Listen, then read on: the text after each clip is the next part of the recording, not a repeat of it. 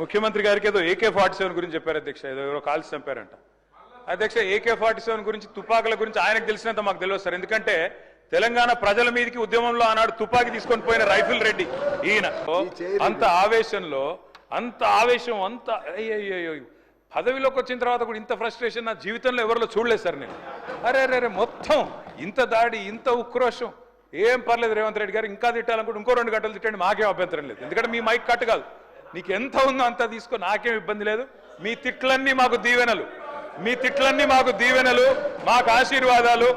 మీరు ఎంత మాట్లాడితే మాకు అంత మంచిది. ఎందుకంటే మీ వల్ల ఖచ్చితంగా ఇంకొక 20 ఏళ్ళు కాంగ్రెస్ ఓటేయాలంటే ఎవరైనా భయపడే పరిస్థితి తెలంగాణ మొత్తంలో వస్తున్నది. మీరు పోయి ప్రచారం చేశారు, మహారాష్ట్రలో ప్రచారం చేశారు, హర్యానాలో చేసినారు, ఢిల్లీలో చేసినారు, అద్భుతాలు సాధించారు. మొన్న పోయి ఎమ్మెల్సీ ఎలక్షన్లో కూడా చేసినారు. 57,000 ఉద్యోగాలు నేను ఇస్తే నాకు ఓటేయండి అన్నారు. వేసినారా ఓట్లు మీకు? అందుకే అంటున్నారు రేవంత్ రెడ్డి గారు, రంకెలతో ఏమి రాదు, ప్రతిపక్షాల మీద దాడి చేస్తే కాదు అధ్యక్ష. మీరు వచ్చిన తర్వాత